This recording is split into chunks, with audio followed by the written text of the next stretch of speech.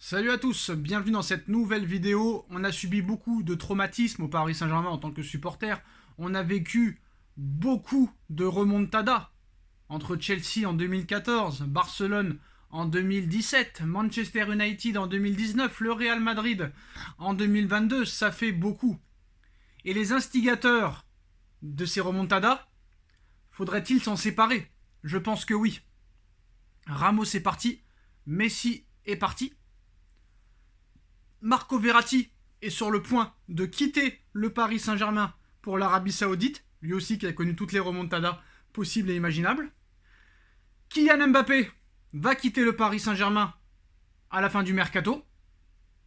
Et Marquinhos, le capitaine du Paris Saint-Germain, lui aussi présent depuis plus de 10 ans maintenant, pourrait quitter le Paris Saint-Germain dans les prochaines semaines. C'est décidé. Le Paris Saint-Germain est prêt à tourner une page de défaite. Maintenant, le problème, c'est bien de vouloir tout changer, mais le problème qui va se poser maintenant, est-ce que le Paris Saint-Germain et ses dirigeants sont assez compétents pour trouver des bons remplaçants à tous ces joueurs qui pourraient partir? C'est très clairement la question qu'on se pose. Réellement. C'est ça qu'on se pose comme question.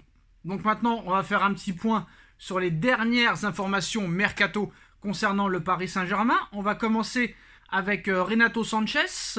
Les discussions entre l'AS Rome et le PSG avancent pour un prêt de Renato Sanchez. Le joueur a déjà donné son accord. Certains points restent à régler, notamment sur une option d'achat obligatoire ou non obligatoire. Moi, je pense que le Paris Saint-Germain doit introduire une option d'achat obligatoire parce que c'est sûr et certain qu'on a 9 chances sur 10, voire plus, de le récupérer. En ce qui concerne Marco Verratti, alors s'il quitte le Paris Saint-Germain cet été, Marco Verratti, pour moi, ne sera pas considéré comme une légende du Paris Saint-Germain parce que pour moi, ça a toujours été un joueur surcoté. Très très bon milieu de terrain. Pour moi, ça a été un grand espoir, mais malheureusement du gâchis. Donc pour moi, il est très loin d'être une légende. Il a fait de très bons matchs avec le Paris Saint-Germain, mais il n'a jamais fait passer un cap au Paris Saint-Germain. Après, Matuidi n'a jamais vraiment été remplacé, Thiago Motta n'a jamais vraiment été remplacé, Di Maria n'a jamais vraiment été remplacé, Zlatan Ibrahimovic n'a jamais vraiment été remplacé, Edinson Cavani n'a jamais vraiment été remplacé, Maxwell n'a jamais vraiment été remplacé. L'équipe qui nous a fait rêver entre 2012 et 2016 n'a jamais vraiment été remplacée. Alors, on a vu que pour l'instant, l'Arabie Saoudite propose 30 millions d'euros pour Marco Verratti. Nasser Al-Khelaifi demande 100 millions d'euros pour vendre Marco Verratti. L'Italien n'est pas considéré comme intransférable, mais ne sera pas bradé pour autant. Donc on sait très bien que Verratti ne sera pas transféré pour 100 millions d'euros. Je pense que Nasser demande le plus haut montant pour avoir le meilleur prix. Et l'accord pourrait être conclu pour 50 millions d'euros, normalement, dans les prochains jours. Et l'offre d'Al Hilal pour Marco Verratti, pour l'instant, est d'environ 35 à 40 millions d'euros. Donc voilà. Maintenant, pour le futur remplaçant, Paris pense à Nicolo Barella. Nicolo Barella serait la priorité des dirigeants parisiens pour remplacer Marco Verratti. Alors, avec le potentiel départ de Verratti, la liste des milieux de terrain du Paris Saint-Germain s'affaiblit. Paredes dans le loft, Renato Sanchez en instance de départ, Wijnaldum dans le loft, Michou dans le loft, Endur n'est peut-être pas un milieu titulaire en puissance. Il nous reste Ruiz, il nous reste Emery, il nous reste Ugarte, il nous reste Danilo. Ça fait pas lourd. Il nous reste aussi Vitinha, faut pas l'oublier. Mais voilà, d'après Fabrizio Romano, Marco Verratti devrait rejoindre Al Hilal. Les deux parties sont proches d'un accord. Donc ça va faire quand même bizarre. Hein. Et maintenant, on parle aussi d'un potentiel départ de Marquinhos. Pour rappel, énorme information en ce qui concerne Kylian Mbappé dans quelques minutes. Mais en plus de Marco Verratti, le Paris Saint-Germain pense sérieusement à se débarrasser de Marquinhos. Marquinhos, un capitaine du Paris Saint-Germain. Donc là vraiment, on passe vraiment... on est prêt à passer très clairement à autre chose du côté des dirigeants du Paris Saint-Germain.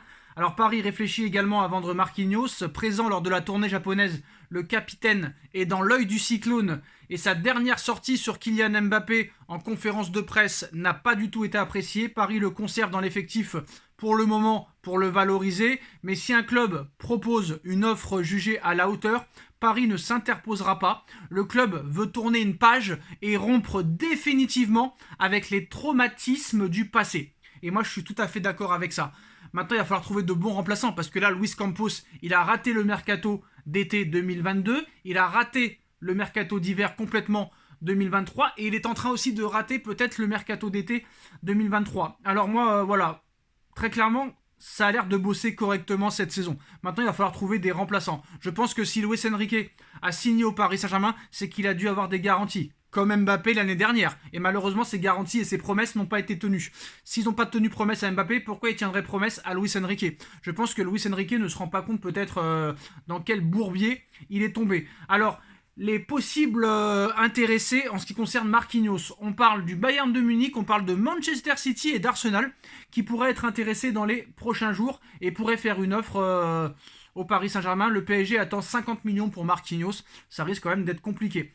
Et maintenant, selon les informations de Sportzone, Florentino Pérez en veut aux représentants de Kylian Mbappé qui, d'après lui, n'ont pas suffisamment bien masqué leur intention et ont envenimé les choses avec cette lettre inutile du point de vue de Florentino Pérez. En 2021, parler de sportifs et faire le dos rond tout l'été a permis à Madrid d'avancer, on va dire, secrètement et d'asphyxier le Paris Saint-Germain le 26 août avec une première offre et des éléments de langage bien préparés. C'est de l'argent cet été ou rien l'an prochain.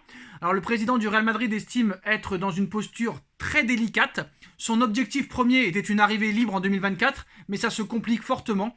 Et s'il ne fait pas un effort financier considérable pour recruter Mbappé cet été, il craint que les représentants de Mbappé lui en voudront, ce qui relancerait le Paris Saint-Germain dans l'hypothèse d'un statu quo, en plus d'une indemnité de transfert élevée et d'une prise en charge partielle de la prime de fidélité réclamée par le Paris Saint-Germain.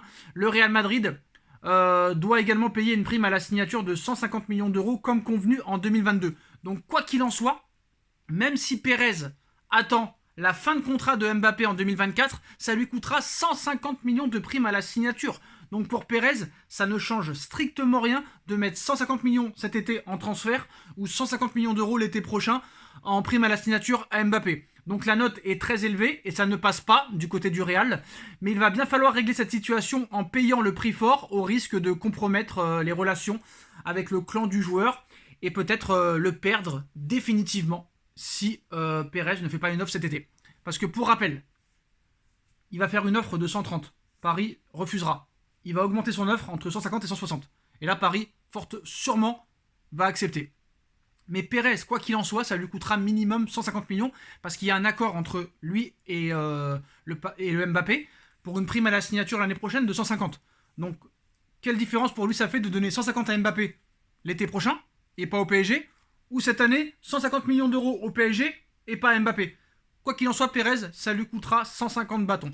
Voilà les postos, voilà les dernières informations de ces dernières heures. Dites-moi en commentaire ce que vous en pensez. On like, on partage, on commente, on s'abonne et on se retrouve très vite pour une nouvelle vidéo. Tchuss.